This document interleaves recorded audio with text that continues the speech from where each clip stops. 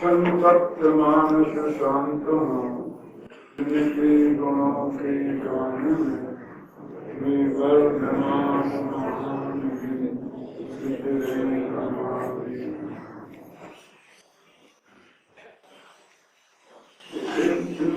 अपन बात कर रहे हैं तो ये बार बार आती है कि जगत में जितने भी संयोग हैं, जिन्हें हम अच्छे संयोग कहते हैं, उनमें भी विशेषता देखी जाती है। तो हमारे मन में ऐसा भाव पैदा होता है कि हम उस विशेषता को असम्मान करने का तो पता लगता नहीं। पूरे गुरुदेव रहे 45 वर्ष तक, तो भी एकाध दो के नाम उन्होंने बताए समय दृष्टियों में, एकाध के वापस भी ले लिए, पहले बताए इसलिए दादा का कुछ बताया नहीं। ऐसा नहीं है कि दादा उन्हें नाम नहीं बताए तो बाकी के लोग होंगे ही नहीं। मैं ऐसा कहकर सबका अपमान नहीं करना चाहता। मान लो निहाल जी के चर्चा थोड़ी बाद में नहीं आती, मरने के बाद जिंदा तक जब तक थे तब तक तो गुरुदेव ने भी नहीं उन्हें पहचाना। यदि ऐसे शकल देख के पहचान लेते होते समय दृष्टि तो जीवन में ही पहचान लेना चाहिए था। फिर जब और लोगों ने रिपोर्ट दी कि उनके कुछ पत्र यहाँ वहाँ लिखे हैं, पढ़े हैं, वो छपाए, उन्हें गुरुदेव ने पढ़ा, तो उनसे उन्होंने अनुमान किया और वो अनुमान भी ज्ञान प्रमाण है। प्रमाण होने से उन्हें इतना भरोसा हो गया उस पर कि वो ये तक कहने लगे कि मेरे से भी पहले वो चले जाएंगे। उनको बहुत पता लगता है कौन सी बड़ी बात है। अब समस्या ये है जो अपनी सबकी, हम सब चाहते हैं कि हमें जल्दी से जल्दी ये चीज उपलब्ध हो। 5 विधियों के विषयों की जो विशेषता है हम उसे कम करें, और हम देखते हैं कि हम कोशिश करते हैं तो वो होती भी नहीं है। जो लोग कहते हैं कि समय दर्शन को जब होता रहेगा क्योंकि वो तो बहुत ही कठिन है। ज्यादा लोगों ने संलेखना को बहुत कठिन मान रखा है ना, वैसे ही समय दर्शन को बहुत कठिन मान रखा है। मैं कहता हूँ सम्यक दर्शन बहुत सरल है, कल्पना नहीं कर सकते आप इतना सरल है। बस अपने कृपाली जो भगवान आत्मा को जानना और ये जानना कि ये मैं हूँ अनुभूति पूर्वक, बस इतना नाम सुनना रहता है। क्या करना है ना, कोई बाहर इतना करना पड़ेंगे, इतना उपवास करना पड़ेंगे, इतना दान देना पड़ेगा, दुआ में भारत क्या करें, पैसा तो है ही नहीं, फलाना सहयोग तो है ही नहीं, हम ज्यादा पढ़े लिखे तो है ही नहीं, संस्कृत प्राकृत तो हम जानते ही नहीं है, तो ऐसा कोई शर्त है क्या? एक गाय भैंस स्थूल बुद्धि भैंस जैसा हो गया, भैंस कोई हो जाता है तो भैंस जैसे वो क्यों नहीं होगा? माने उसे हमने बहुत कठिन मान रखा। उसे दिक्कत क्या है? उदाहरण के तौर पर मेरा जो ध्यान में बात आई वो बताता हूँ। संलेखना की बात चलती है, संलेखना की बात मैं अभी आपको नहीं बताऊंगा, मैं तो मुझे तो उदाहरण के लिए एक बात कहता हूँ। तो उसमें आचार्य समंत भद्र ने ऐसा लिखा कि सब में काय कसाय लेखना संलेखना, सर्वार्थ शुद्धि में पूज्य बाद में भी लिखा है कि काय को और कसायों को कृष करना उसका नाम संलेखना। तो काय को कृष करने का फटाफट दिखाई देता है, रोटी छोड़ दो, खाना छोड़ दो, बंद कर दो, दूसरों का बंद करा दो, गुस्सा बंद कर दो, कमी हो जाएगी, काया हो खत्म ही नहीं हो जाएगी, टूट जाएगा। तो ऐसा हो भी रहा है। इसमें एक बात ये लिखी है पंडित सदाशिवदास जी ने, संघ में या मन मंदिर में चले जाना चाहिए समाधि में लेते वक्त। तो उस वक्त की परिस्थितियां उन्होंने देखी होंगी कि हमारे घर में इस तरह का वातावरण नहीं होता है, वो सुविधाएं नहीं होती हैं, बाल बच्चों की टेंशन बहुत होती है, छोटे छोटे घर होते हैं, तो मंदिर में चला जाए, दो साधु संत होंगे, शांत वातावरण होगा, उन्हें देखेंगे। मैंने बहुत गंभीरता से विचार किया, लेकिन आप मंदिर तो और ज्यादा खतरनाक हो गए, संघ में चला जाए तो वे और ज्यादा खतरनाक हो गए। यदि मैं आज लिखूं तो मुझे लिखना पड़ेगा नहीं जाए, जैसे कहते हैं ना लोग कि मुझे अस्पताल मत ले जाना, फिर मैं कहता हूँ मुझे किसी संघ में मत ले जाना। क्यों जीते जी नहीं जा रहा हूँ, तो मरने की हालत में तो मुझे ले जाओगे तो क्या हो जाएगा? जाते ही कपड़ा खोल देते हैं, खाना पीना बंद कर देते हैं, तो जाए छुट्टी देखना हो जाती है पूरी। तो बहुत प्रैक्टिकल और एकदम अंदर की सच्ची बात आपको बता रहा हूँ। अब काय को तो तुमने कस कर दी, और कसाई के बारे में सोचा नहीं, हम कसाई कम करेंगे, बताओ कैसे करोगे, कैसे करोगे? तो लिखा है ना, आपने बताया था ना, तो उसमें ये कथा ऐसी भी है कि आहार आदि को छोड़कर गाय को कृष करें और स्वाध्याय करके कसाई को कृष करें। ऐसा नहीं, तो हम पढ़ेंगे स्वाध्याय करेंगे तो कसाई कृष हो जाएगी। और अपन लोगों ने इतना बहुत स्वाध्याय किया है कि किसी की थोड़ी बहुत कम होती दिखती है, न पढ़ने वालों को, न पढ़ाने वालों की, न किसी की तो दिखती नहीं है। जहाँ देखते तो हमारा निरंतर निरंतर निरंतर बहुत गलत बात समझ रहे हैं। हम जो समझ रहे हैं रास्ता, वो रास्ता था ही नहीं।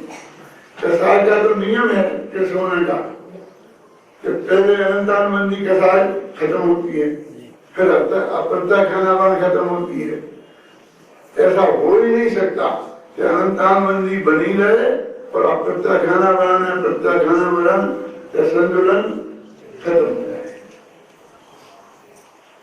हमारे में ऐसा चला था क्या वो अपत्या खानापान कराएगा, ट्रेडिशन हो गया, और अनंतानबंदी का नहीं हुआ, हो जाएगा, उसमें पाए जाएंगे, हमारा तो नहीं होगा। इसका प्रतिपादन किया, मैंने बहुत समझाया, नहीं माने तो मुझे तुम्हारा बंद क्लास में तुम नहीं ले सकते।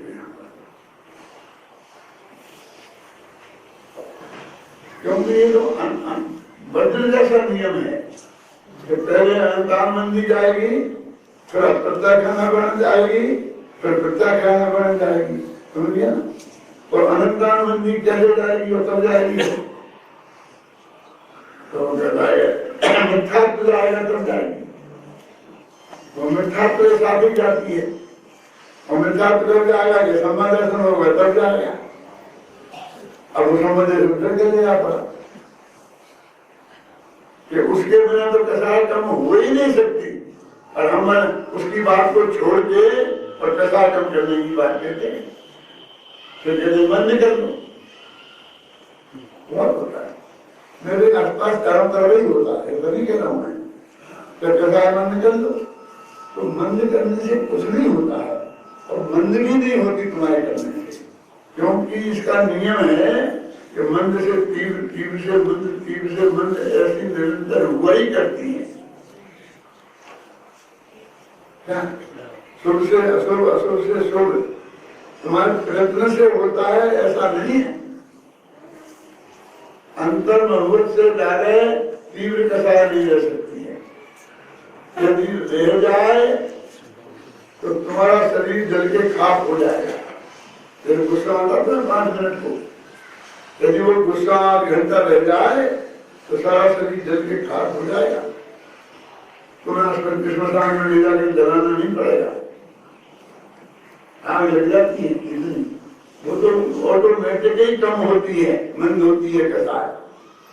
असुर से सुर, सुर से असुर, ये भाव निरंतर ऐसे होते ही रहते हैं, तुम्हारे करने से नहीं होते। मंद करने के लिए हमें कोई पुरुषार्थ नहीं करना है, ये मार्ग सही नहीं है।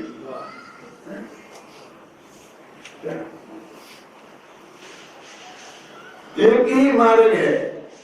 प्रधानमंत्री ने इनको लिख दिया है कि सबको उनकी पकड़ नहीं होने से एक दूसरे का भला भला करने वाला मानते हैं तो कथाएं पैदा होती हैं, और जब हम तत्व का अभ्यास करेंगे और हमारी मान्यता में से निकल जाएगा एक दूसरे का भला भला करता है तो ऑटोमेटिक कथा पैदा नहीं हुई।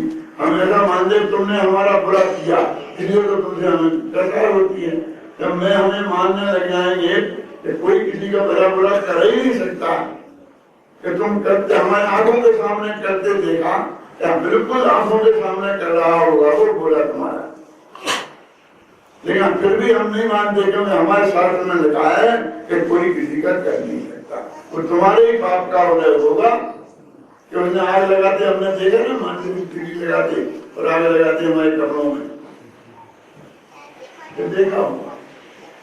तो तुम्हारे क्रमबद्ध के, तुम्हारे कर्मबद्ध के, तुम्हारे कर्म के उदय के बिना वो कुछ नहीं हो सकता। वो तो बहिरंग निमित्त है, अंतरंग सब तुम्हारे साथ है। जब ऐसा पक्का भरोसा हो जाएगा तो उसके प्रति गुस्सा रहेगा ही नहीं, मानने को तैयार नहीं है। गुरुदेव ने तो डंके की तोड़ बताई, बुरी मार्ग निरंतर आभीष्ण ज्ञानोपयोग होने चाहिए। आभीष्ण ज्ञानोपयोग जानते कैसी है? 24 घंटा एक ही रखे। आभीष्ण माने निरंतर, और ज्ञानोपयोग मानो ज्ञान के बारे में ही आप निरंतर आपका ज्ञान काम करें। तो वो विधि तो कोई अपनाता नहीं, और सदैव फटाफट उसमें 2 मिनट में कुछ होने वाला नहीं है, तो कसाय का लेखन तो होने वाला नहीं है। और वही लिखा कि कसाय का लेखन नहीं हुआ तो आहार के त्यागने से कुछ फायदा नहीं है, कुछ नहीं। अब तुमने तो वरदान की बाजी लगा दी, बाजी रोटी खाने में वो चिल्लाता रहा, मरते मरते पानी पानी पानी पानी है, और तुमने तो नहीं दिया, उसे धर्मात्मा बनाए रखा, धर्म भ्रष्ट नहीं होने दिया। तुम कितने धर्म भ्रष्ट हो गए तुम्हें पता नहीं है, उसे तो नहीं होने दिया ना, लेकिन बेचारा मर करके फिर बेढक हो गया। शास्त्र में आता कि नहीं आता? एक सेठ था, वो कौन, जो एक वो मेढक है ना, जो भगवान महावीर की पूजा करने के लिए गरुड़ की पापड़ी लेकर के गया था, और राजा श्रमिक के हाथी के पैर के नीचे आके मर गया था, तो देव में स्वर्ग हो गया था। उसके लिए कहा जाता है देववत स्वर्ग ये थे, अपने तब पूछने आता महावीर रक्षा भाभी ने, तो उसकी बात आती। वो मालूम वो मेढक कैसे हुआ था, एक कहानी सुन दो, शास्त्र की है। कौन, जो मेढक राजा के पैर के नीचे, राजा के पैर के नीचे मरा था, स्वर्ग का देव हो गया था, और वो भगवान की वंदना करने राजा श्रमिक से पहले पहुंच गया था। वो शेर मेढक कैसे बना कि वो पहले में बहुत शुद्ध सात्विक वृत्ति वाला धर्मात्मा शेर था। रोज शाम को सामायिक करता था, फिर पालता था सब। वो शाम को बैठा सामायिक करने, और उसे जितना टाइम सामायिक करनी पड़ती थी उस दिन कोई समाप्त हो जाने थी, और रात्रि में पानी वानी वो पीता था, खाना भी जो खाना होगा तो खाना भी खाता। ऐसे टाइम पर वो बैठता था। पुराने जमाने में घड़ियां तो थी, तो घड़ियां यदि होती नहीं जैसे बार बार देखना, सामायिक के बीच में अच्छा तो नहीं लगता ना। मैं सामायिक करने बैठा हूँ ध्यान में, घड़ी देखूं, तो पहले क्या करते थे लोग, जो दीपक सामने जला के रखते थे, काहे के लिए सुनो, कि उसमें इतना ही घी तेल डालते थे जितनी देर हमें सामायिक करनी है। तो हम 15 मिनट तक का ही उसमें घी तेल डाला, समझिए ना। और जब ये बुझ जाएगा दीपक तो मैं समझ जाऊंगा मेरा समय हो गया, मैं समय बंद नहीं कर दूंगा।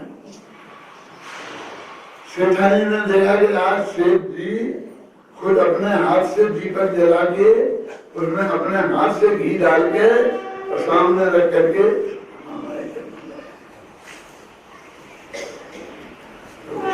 देखते रहे कि दीपक बुझ रहा है और सेठ जी की सामाय कभी खत्म नहीं हुई है। तो ये दीपक बुझ जाएगा तो एक सामायिक में देन आ जाएगा, क्योंकि उसने सामायिक को का अंग दीपक को समझ लिया था, जबकि सामायिक से दीपक का कोई लेना देना नहीं है। ध्यान करना चाहिए, सामने दीपक रखना चाहिए, धूप लगा लेना चाहिए, ये कर लेना चाहिए, ये ऐसा ही है, ये तो थोड़े लगा देना चाहिए। धूप जलाई तो मैंने इतना थोड़े लगाया, सुगंधी आती है, ज्ञानानंद का विषय का सेवन होता रहे, ऐसी बात है। तो वो सेठानी ने देखा तो जब घी खत्म होने लगा तो उसने थोड़ा घी और डाल दिया, अब घी डाल दिया तो वो खट बैठा तो बैठे रहे सेठ जी, बैठे रहे। अब अंदर से तो पकौड़े पकौड़े खाए होंगे, खूब जोर की प्यास लग रही थी, तो अंदर से तो पानी पानी पानी पानी हो रहा था। और अभी वो रात हो जाएगी तो रात को पानी नहीं पीने का नियम था, तो रात को फिर पानी नहीं मिलेगा, लेकिन अब क्या करे। और सेठानी ने देखा फिर गुजरा है दीपक को, सेठ जी तो ध्यान में ही है, तो फिर तो वो डब्बा लेकर के और सामने ही बैठ गए, जब जब खत्म होगा तब तक वो चीज डालती रहेगी। और वो सेठ जी तो जमे रहे और आत्मा फात्मा तो न मालूम कहाँ गया, और पानी पानी पानी पानी पानी की ने डूब लगी। और फिर मर के अपने घर के में जो बावड़ी थी उस बावड़ी में जाके मेहनत की, कहानी शास्त्र में लिखी है। मेढक हुए तो बुध सेठानी पानी भरने जाती थी, पहले बावड़ियों में से पानी भर के लाते थे, पहले खींच के नहीं लाते थे। तो वो सेठानी की साड़ी पकड़ पकड़ कर खींचता था, उन्हें बहुत छेड़खानी करता था, और महिलाओं से नहीं करता था। कौन? वो मेढक। पूरे भक्त संस्कार था, जाते भी हो गया हो तो क्या पता, कौन बताया उसके साथ को। लेकिन वो बार बार करता था, यानी वो तीव्र राग कई कारण था जब कोई धर्म था, राग ही था ना। भले पति की पत्नी की दाढ़ी खींचे और नहीं से किसी दोस्त की करे, किसी को भी करे, आगे तो है, आगे ही ना।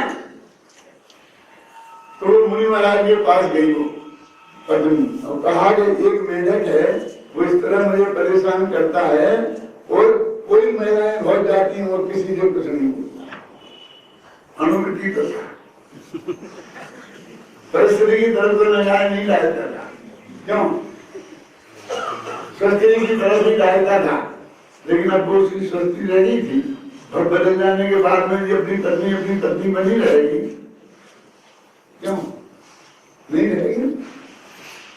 तो उन्होंने कहा वो तुम्हारा पति है, महाराज ने बताया, और तुमसे विशेष राग है इसलिए वो तुमसे छेड़खानी करता है। तो वो हाय राम गजब हो गया, मेरा पति इतना धर्मात्मा, पहले ही से मालूम पड़ गया था कि आज मैं मरने वाला हूँ, ऐसी समाधि मरण लिया, ऐसी समाधि मरण में मरा, क्या सामायिक करते करते, और वे आदमी मर के मेढक हुए।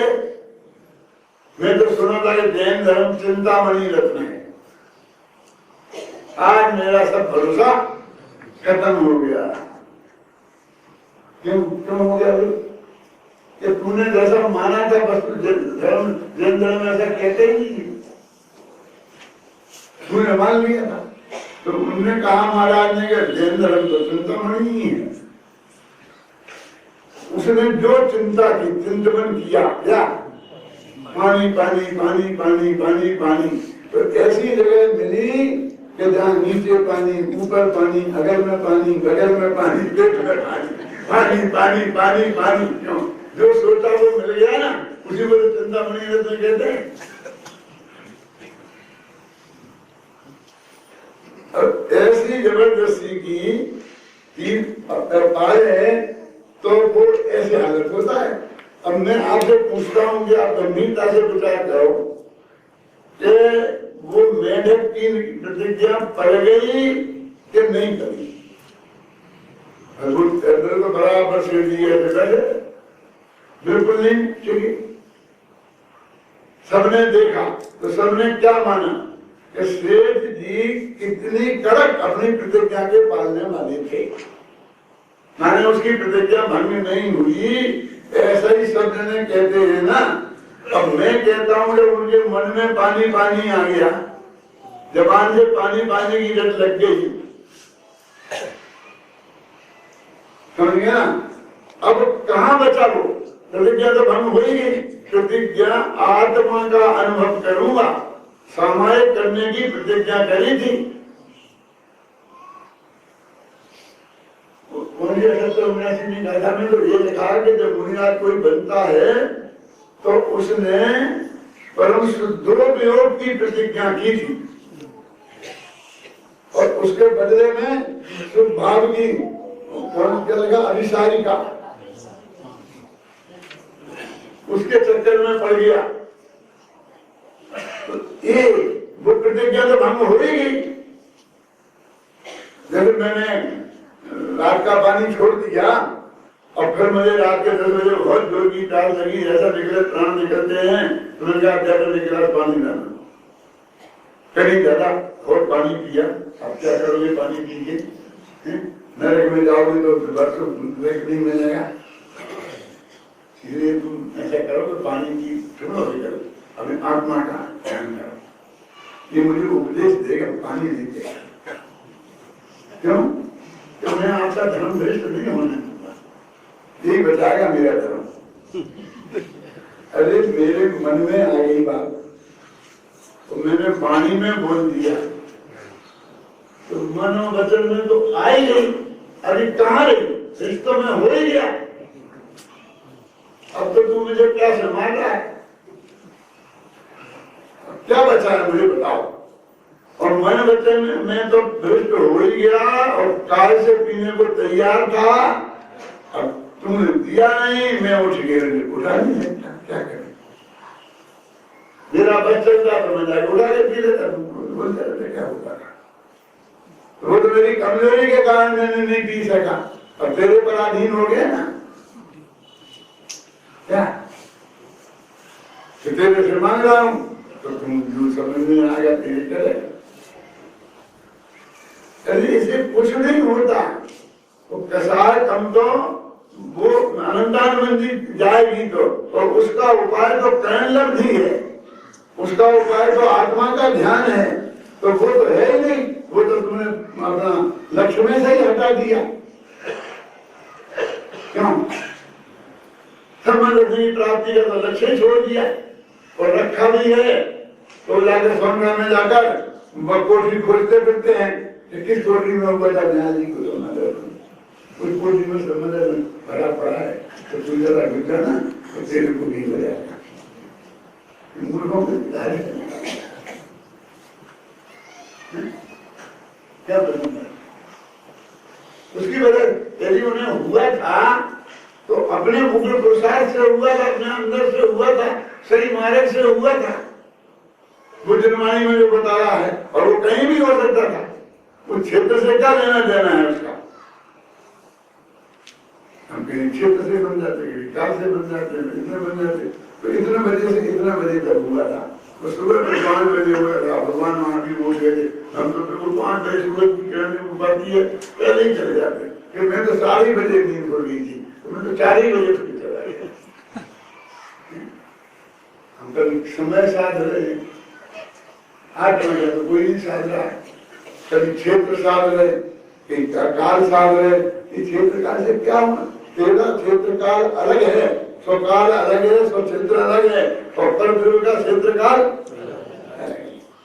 मेरे कहने का मतलब ये है कि ये हमने सारा पढ़ा कि विश्लेषण, ये सिर्फ आप विश्लेषणा को कम करेंगे, कर देंगे कि छोड़ देंगे, इसके लिए नहीं है ये उपदेश। न आचार्य को ऐसी अपेक्षा है।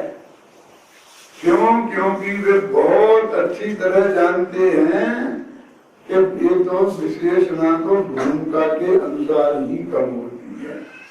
भूमिका समझते हैं, जैसा जो गुलिस्तान आपका है और जिस गुलिस्तान में जितना होता है, और चक्रवर्ती है ना, जो बोलो और कितनी उसकी कांक्षा है, और बाप जैसा उपदेशक बैठा, तीर्थंकर बैठा, पर वो चल रहा है, क्या कर, तो उसको समझ के लिए सब समझता है ना, समझ जो सब समझता है, यहाँ से लेके मोक्ष तक का महाराज जिसको हाथ बढ़ा के आंवले ऐसा दिखता है, उसका नाम है समझ इसकी वो दिखता है। मतलब वो सब समझते नहीं थे, तो क्यों नहीं छोड़ दिया? छोड़ना नहीं चाहते थे, वो तुम छोड़ना चाहते थे, तुम छोड़ दोगे? कुछ नहीं है तुम्हारे हाथ में, सब नक्की है। नहीं मेरे भाई भक्त तो सुधारने का मिल जाओ, भक्त उसका नाम है जो कभी सुधरता नहीं।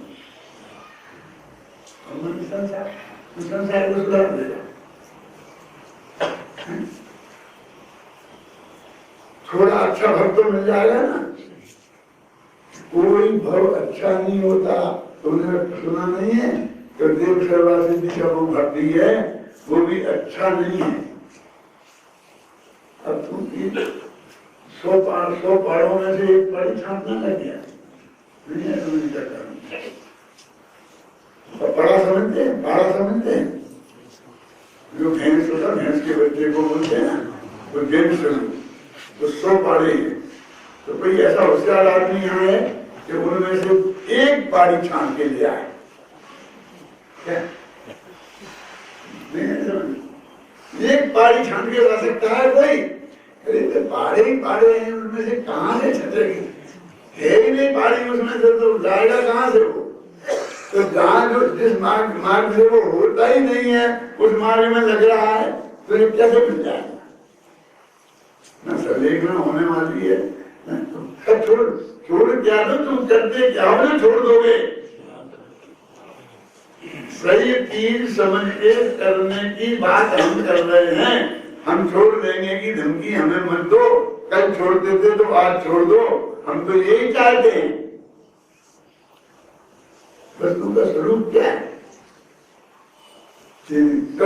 हमारे घरों में हमारा भक्त करता है, भक्त तो अनंत काल पहले नष्ट हो जाता है। मूर्ख 1 सेकंड में बिगड़ गया और 1 सेकंड में सुधर गया, ऐसा नहीं होता। समझने में क्या कह रहा हूँ? अपन ऐसे नहीं करते, ये परिणाम समान परिणाम।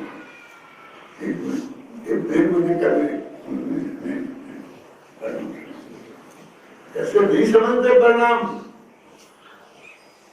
जब तक पर पदार्थों में सुख बुद्धि है, जब तक जिस भूमिका है उस भूमिका के योग्य राग उसमें आए बिना रहेगा ही नहीं।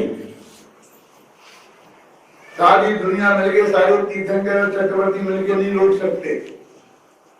अब समझे, एक समय की होने वाली पर्याय को नहीं रोक सकते। तो मैं सुधार लूंगा तो गड़बड़ मत करो, मेरे को तो मेरे परिणाम बिगड़ जाएंगे, फिर मेरा तो बिगड़ जाएगा। ऐसा बिगड़ना बनता है, मुझे ये समझाया।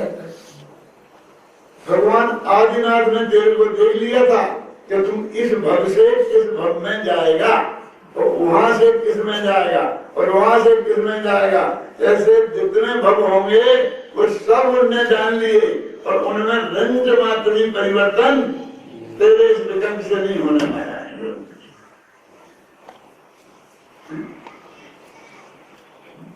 तो भव सुधारने की जरूर कोशिश करें। स्थूल उपदेश है ये सब।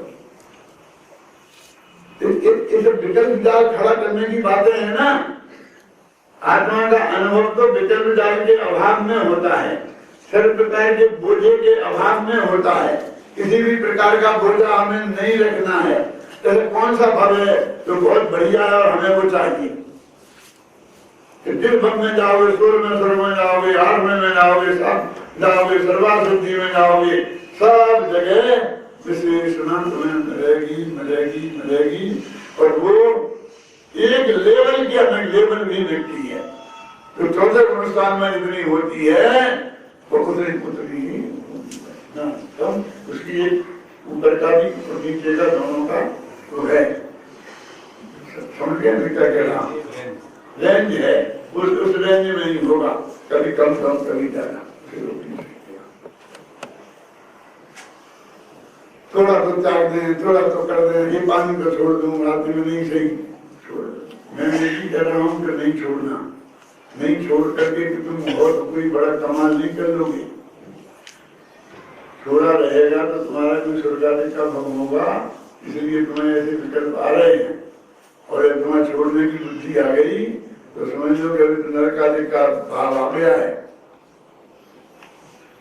वो तो तुम्हारी भूमिका के अनुसार ही हो रहा होगा, आप समझे ना। उसमें तुम्हारा कोई कर्तव्य तो है ही नहीं, तुम उसमें कुछ नहीं करो, ऐसा नहीं हो सकता। क्यों? तब हम आपके हाथ जोड़ते हैं, आप बताओ, आप जैसा कहोगे हम जैसा कहेंगे, हम आपके लिए क्या करें? तुम्हें ऐसा नहीं हो सकता है कि तुम हमारे लिए कुछ नहीं करो। ऐसा हो सकता हो तो करो, हम आपकी बात मानेंगे तो हमारी यही बात है ना कि तुम कर ही नहीं सकते हो और तुम कहते हो हम सब कुछ करने तैयार हो, मैं आकाश के फूल तोड़ के जाने को तैयार होते हैं। आकाश में क्यों? आकाश में फूल होते हैं जो तुम आकाश के फूल तोड़ के ले आएगा, तो आकाश के फूल तोड़ने ये वस्तु का स्वरूप है। ये जो इसका कारण बता रहे हैं क्या अनंत को त्रिगुण पर्याय से जाने, यही रास्ता है। हाल में आए ना, अब वो शास्त्र में निर्वेद करता है। देखो बात कहाँ तक हो गई थी, शास्त्र निकालो तुम्हारे पास हो तो 141 पेज पर जो चिद विवर्तन की दृष्टियां हैं, गांठे हैं, गांठे पे अपन निपट गए। अब गांठों के बाद में जो पैरा है तो थोड़ा कठिन, लेकिन थोड़ी बुद्धि तुम सूक्ष्म करोगे और मैं जो समझाऊं उस पर ध्यान दोगे तो समझ में नहीं आए ऐसा नहीं हो सकता। पहली बात तो इसमें ये समझ लो कि मैं अगला पैरा पढ़ने वाला हूँ, उसमें उसकी बात बता रहा हूँ कि इसमें एक उदाहरण दिया है मोतियों का सफेद हार। एक उदाहरण में क्या बनाया है, मोतियों का सफेद हार। तो हार है द्रव्य, द्रव्य की जगह, मोती है पर्याय की जगह और सफेदी है गुण की जगह। एक मोतियों का एक हार है तो हार है द्रव्य, मोती है पर्याय और सफेदी है गुण। देखो वास्तव में तो ये तीनों ही पर्याय हैं। हार ही पर्याय है, पर्याय है, हार भी पर्याय है और मोती भी पर्याय है और वो सफेदी भी पर्याय है रंग की, है ना? तीनों ही पर्याय है बसंत भाई। अब समझाने के लिए एक पर्याय को द्रव्य बनाया, एक पर्याय को गुण बनाया और एक पर्याय को पर्याय बनाया। देखो ये उदाहरण है, ये आप अपने ध्यान में रखना। इस उदाहरण के आधार पर वे भगवान आत्मा तुम्हें समझाए, अरविंद भगवान का त्रिगुण पर्याय समझाया। इस प्रकार त्रैकालिक आत्मा को भी एक काल में जान लेने वाला है जीव। एक जीव पकड़ा, एक जीव पकड़ा, लेकिन कौन सा आत्मा जीव पकड़ा? त्रैकालिक आत्मा। त्रैकालिक आत्मा माने अनादि अनंत आत्मा। अनादि अनंत आत्मा माने वो अनंत पर्यायों के अनुस्मृति से रचित प्रवाह वाला आत्मा। भगवान लोगों की समझ में आता, पकड़ना आता कुछ क्या। मैं कोशिश करूंगा कि आपको समझा के मानूंगा, लेकिन आप जरा ध्यान से सुनते जाओ। क्या कहते हैं, इस प्रकार त्रैकालिक आत्मा को भी एक काल में जान लेने वाला है जीव। तो भूतकाल का तो भूत में जानेगा, वर्तमान भविष्य का तो भविष्य में जानेगा। तो त्रैकालिक आत्मा को क्या जाना? तो त्रैकालिक आत्मा के में जो अखंड बना है ना, वो ध्रुव का लक्षण है। का विषय है। जिस प्रकार मोतियों को झूलते हुए हार के अंतर्गत माना जाता है। आप हार खरीदो तो फिर हार का मान लो 1 लाख रुपया आपने दिया और हार ले लिया, तो मोतियों के कितने पैसे देने पड़ेंगे? जो मतलब मोती है, मोतियों का हार है, तो भाई ना मोती के अलावा है क्या? तो वो 1 लाख रुपए का जो हार है उसमें मोती मुफ्त में आ गए कि नहीं? जब मोती 1 लाख में आए और हार मुफ्त में आ गया। अरे मुफ्त में कोई नहीं आया, वो दोनों का एक ही नाम है ना। माने उन मोतियों को हमने हार में संक्षिप्त कर लिया, मैंने समा दिया, इसमें समझ लिया ये हार है, इसमें मोती लिखा दो। जिस प्रकार मोतियों को झूठे हुए हार के अंतर्गत माना जाता है ना, अंतर में आए, उसी प्रकार चिद विवर्तों का चेतन में ही संक्षेपण करके चैतन्य के जो विवर्त है, मैंने पर्याय हैं, उनको चैतन्य में शामिल कर लो। जब मूर्तियों को हाथ में शामिल कर लिया तो चैतन्य की जितनी भी पर्याय हैं उन सबको चैतन्य में शामिल करके अब क्या रह गया? पर्याय तो शामिल हो गई, आ गई। अब क्या रह गया? तो कहते देखो, विशेषण विशेषता की वासना का अंतर्धान होने से गुण किसे कहते हैं? बोलना मत, बोलना मत, तेरी जब है मेरी भी क्या कहा? अन्वय का विशेषण गुण, अन्वय से द्रव्य, अन्वय का विशेषण से गुण और अन्वय का व्यतिरेक हो पर्याय, ठीक है ना? तो ये विशेषण आ गया। जब विशेषण विशेष हमने भेद किया ना, तो गुण तो हुआ विशेषण, और विशेष हुआ कौन? अपना आत्मा, उसका विशेषण है ना। तो कहते हैं विशेषण विशेषत्व की जो वासना है, इसको भी वासना कह रहे, इसको भी अंतर ध्यान होने से ये भी समाधि। अंतर्धान माने समाधि, मन को विकल्प नहीं उठ रहा, गुण मुनि का विकल्प नहीं उठ रहा। जिस प्रकार सफेदी को भी हार के अंतर्गत किया जाता है कि मुझे सफेद हार का तो पैसा इतना और सफेद हार का कितना, सफेदी का कितना, यानी उसमें आ गया। तो हार में मोतियों का भी संक्षेपण कर दिया और सफेदी का भी संक्षेपण कर दिया। ऐसे भगवान आत्मा में पर्यायों का भी संक्षेपण कर लिया और गुणों का भी संक्षेपण कर लिया और असंख्य प्रदेशों का भी संक्षेपण कर लिया। है ना? जिस प्रकार सफेदी हार में ही अंकित किया जाता है, उसी प्रकार चैतन्य को चेतन में ही अंतर्हित करके, चैतन्य माने गुण, उसको चेतन में ही समा दो, तो चेतन में सब आ गया, है ना? करके जिस प्रकार किया जाता है, करके जिस प्रकार मात्र हार को जाना जाता है, उसी प्रकार केवल आत्मा को जानने पर। बस अब हार जानो, अब मोती मत जानो, मोती की बात मत करो, सफेदी की बात मत करो, बस हार की बात करो। हार में सब आ गया। अब हार में सब आ गया, वो तो हार में समा दिया। और अब हार की बात मत करो, यानी विकल्प का निषेध किया। भेद का निषेध किया। तुम हार और मोती और सफेदी ऐसा भेद मत जाओ, तो इसे बोलते हैं भेद का निषेध। अब अपन पर्याय का तो भेद का तो निषेध ऐसे ही करते हैं, पर्याय को पहली बार पर्याय में भी भेद का निषेध कराया है। और वो अखंड तो रखी ना, क्योंकि वो द्रव्य का लक्षण है, तो द्रव्य कह करके उसे रखा ना, तो दोनों की पोजीशन एक क्रिया करनी है।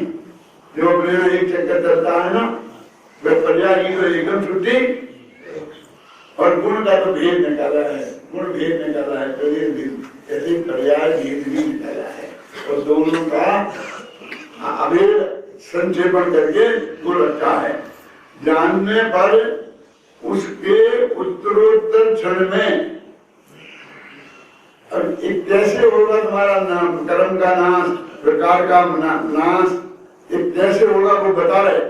उत्तरोत्तर क्षण में कर्ता कर्म की क्रिया का प्रभाव क्षय को प्राप्त होता जाता है। फिर में कर्ता कर्म ऐसा विकल्प जो उठता था वो भी क्षय होता जाता है, वो भी समाहित हो जाता है। कहाँ जाता है पता नहीं आता, वही समाहित हो गया।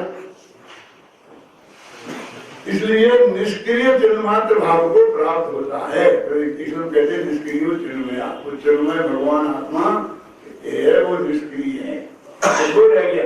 उसके गुण, उसके प्रदेश, उसकी पर्याय, ये भेद कुछ नहीं रहा, एक चिन्मात्र रहता है। ये सब इसका जो पूरी गाथा पर में पढ़ी उसका निष्कर्ष निकाला है। इस प्रकार मणि की भांति, अब मणि आ गया, हो गया उदाहरण, मोती गया, मणि आ गया। जिस प्रकार मणि की भांति जिसका निर्मल प्रकाश अकंप रूप से प्रवर्तमान है।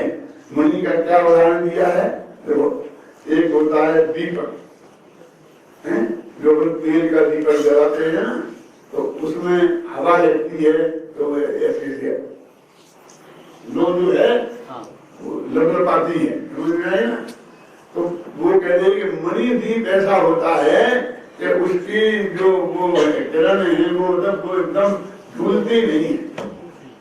ये बार बार भक्ति स्त्रोत्र जितने हैं उसमें भगवान को अपरा मणि दीपा भक्तामृत में आता है, हे भगवान तुम अपर मणि दीप हो। तो ऐसा मणि का दीपक जिसकी जो उजेला है वो डोलता नहीं है, वो हलता नहीं है। आप समझिए ना, देखो ऐसा शांत रहता है, ऐसा कम ज्यादा लहरें नहीं खाता है। इस प्रकार मणि की भांति जिसका निर्मल प्रकाश अकंप रूप से प्रवर्तमान है ना, ऐसे उस चिन्मात्र भाव को, मने आत्मा को प्राप्त जो जीव है उसका मोहांधकार निराश्रयता के कारण अवश्य ही प्रलय को प्राप्त होता है। तो उसका मोहांधकार नष्ट हो जाता है। तो कैसे करें हम, तो बताइए ना, ये विधि है, ये प्रक्रिया संपन्न होती है तो मोहांधकार नष्ट हो जाता है। अब कैसे हो गया, अभी देखो, अभी बहुत आगे बहुत अच्छा आएगा। पहले मैं थोड़ा पहले से बता देता हूँ कि हम ये मानते थे कि मैं ही पंडित हुकुमचंद में हूँ, तो इस सारे शरीर को भी मैं अपना मानता था।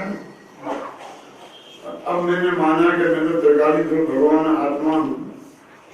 यहाँ इसीलिए मैं जो ये परमाणु है वो भी मैं नहीं हूँ, राग भी मैं नहीं हूँ, ये सब कुछ भी मैं नहीं हूँ। तो जो है ऐसा निकाला ना वो, अब मणि की भांति अखंड ऐसा प्रकाश वाला ऐसा भगवान आत्मा, और तो बस हो गया। इससे मोह का नाश हो जाएगा, क्रिया करेगी हो जाएगा, क्या हो गया।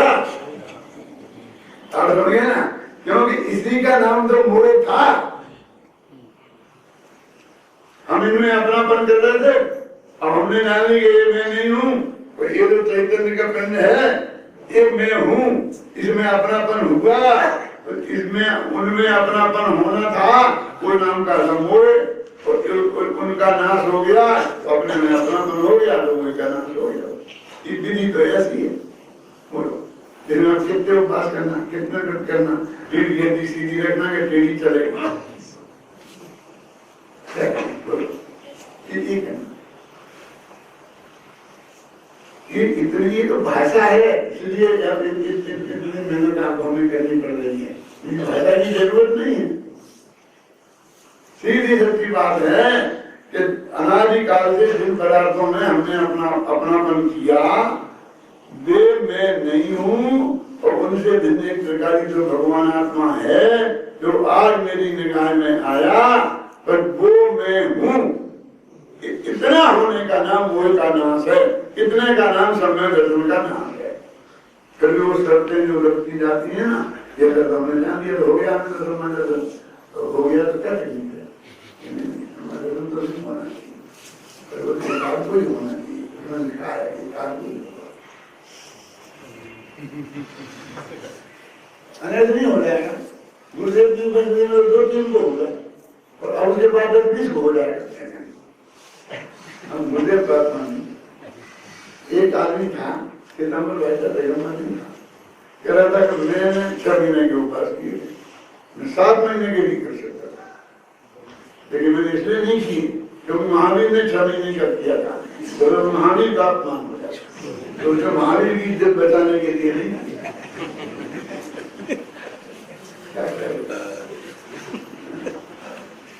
गुरुदेव की इज्जत तो हमें रखनी पड़ेगी ना।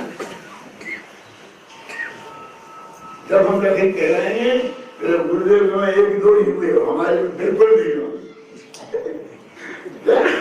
क्या तुम्हारी बुद्धि पत्थर पड़ गए? इसे क्या लेना देना है? इसे बिल्कुल प्रत्येक आत्मा का बिल्कुल अलग अलग काम है, और मुझे इसकी क्या जरूरत है कि मैं तुम्हें सर्टिफिकेट दूं, कि तुम मुझे सर्टिफिकेट दो? क्यों? उस सर्टिफिकेट देने वाले के पास भी तो सर्टिफिकेट होना चाहिए।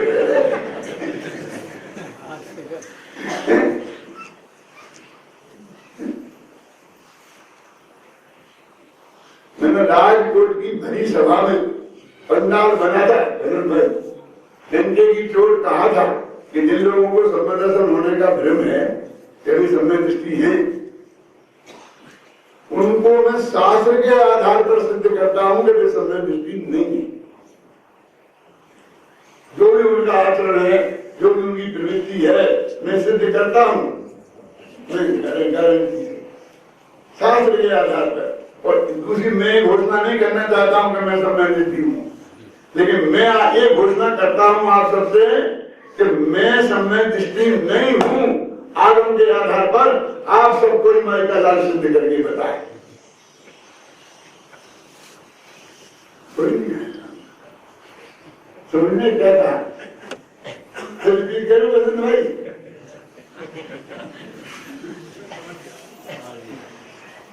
आगम में सम्मान के क्या लक्षण है, क्या पहचान है, अभी तुम्हें इतना तो होश नहीं है, इतना तो पता नहीं है, क्या होना चाहिए क्या नहीं होना चाहिए इसका पता नहीं है।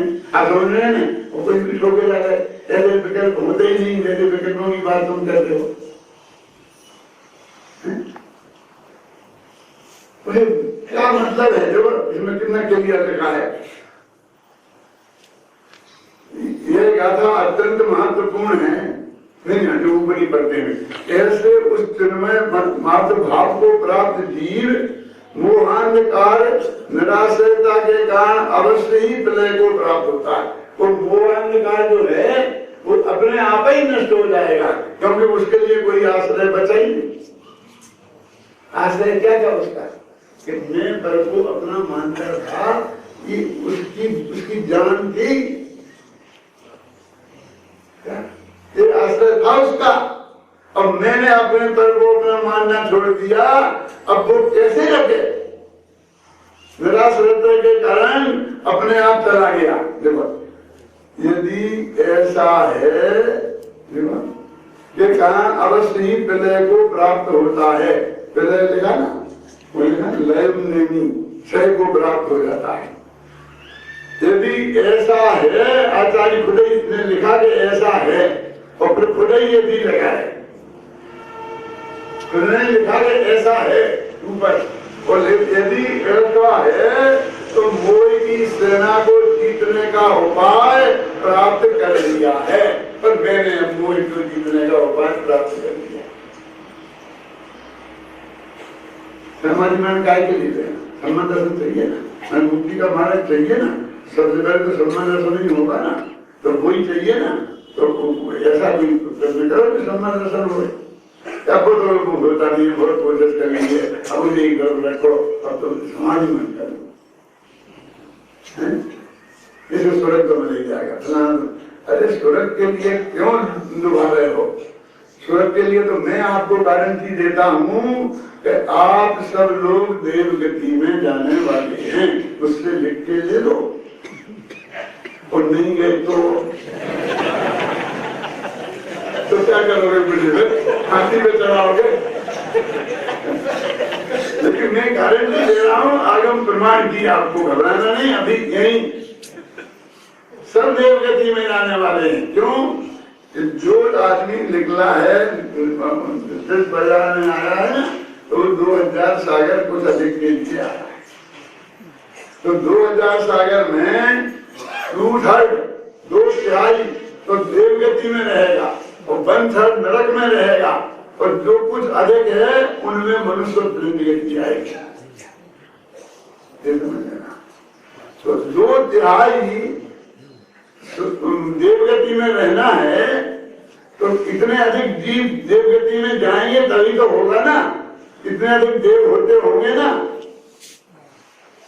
अभी हमें 6 अरब मनुष्य दिखते हैं दुनिया में, आप उन 6 अरब मनुष्यों पर निगाह डालो, उनका खान पान, उनकी श्रद्धा, उनका आचरण, दूसरों की वो कितने हत्या करते, मान करते, ये सब आप समझिए, जैसा भी है उनमें अपन जैनियों जैसे कोई है? सब जैनियों की बात करता हूं, जैनियों जैसा भी आचरण उनमें से किसी का ही नहीं है। हम कितने ही भ्रष्ट हो गए हों तो भी उन सब से बहुत उत्कृष्ट हैं, है कि नहीं? कितने हैं? मुट्ठी में 45 लाख 45 लाख ये जीव नहीं जाएंगे देवगति में, तो देवगति का कोटा कैसे पूरा होगा? मुझे बताओ, जब पूरे 5 बच्चे जाएंगे, वो हत्यारे जाएंगे, वे जाएंगे, इसलिए तुम उसकी तो फिक्र ही नहीं करो। देवगति तो प्रति गारंटी में थोड़ा सुधार कर लिया, आपकी समझ में आया हो कि नहीं आया हो? पहले मैं स्वर्ग की बात कर रहा था, स्वर्ग से पहले देवगति से आए, आपको कुछ फर्क पड़ता ही नहीं है। फर्क ये है कि देवगति में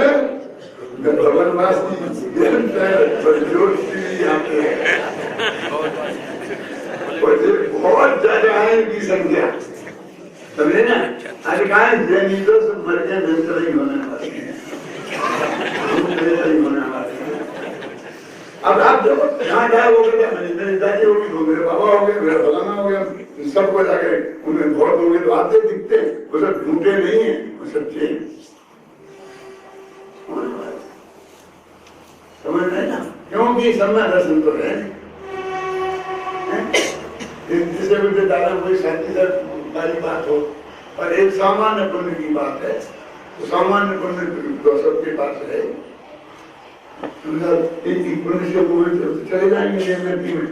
अरे तुम तो क्या अलेनी होते हैं ना, घी पत्ती बेली दिखाया साथ में, परमहंस नामा परमति आगे सहस्रार्ध नहीं गति। परमहंस नाम के परमति बाद में स्वर्ग तक जाते हैं। और अभी हम तुम लोग है ना, पहले दूसरे से आगे भी नहीं जाते। क्यों?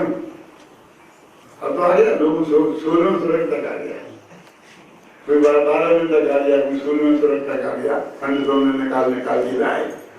लेकिन उन्हें बहुत शर्तें हैं, तुम मुंह में ज्यादा पानी मत भरना, उसमें ईर्ष्या होनी चाहिए, ये संगीन होना चाहिए। अभी वो तुम्हारे वो संगीन तो है ही नहीं, वो निश्चय तो है ही नहीं, तो तुम नहीं जाओगे। अब समझ रहे? तो भी 2-4 स्वर्गों तक तो कोई बहुत साधारण बात है। देवगति में ऊपर भी मतलब स्वर्ग में भी कोई बड़ी बात नहीं है भाई साहब को। इसके लिए तो पहले ये बताया कि उनकी क्या दुर्दशा है, विशेषणा है ना, चक्रवर्ती और इंद्र और सबकी जो हमारे मुंह में पानी भर भर आता है, उनके वैभव को सुन सुनकर वर्तमान युग में पढ़ते हैं तो उनका वैभव लिखा है, उसे सुन सुनकर कभी कभी हम पंडित लोग भी गा गा के बताते हैं, क्यों, वो चक्रवर्ती का हलवा कैसे बनता है, उनका क्या दम है उसमें, सब बातों में समझिए ना। देखो क्या करोगे उसका, ये जैन धर्म हम और आप गुरुदेव श्री के अनुयायी बने हैं, ये तत्व ज्ञान हमें मिला है तो ये मोक्ष में जाने के लिए मिला है, समय दर्शन की प्राप्ति के लिए मिला है, प्राप्त करने के लिए नहीं मिला। ये बहुत अच्छी तरह हमें समझ लेना चाहिए। हो गया।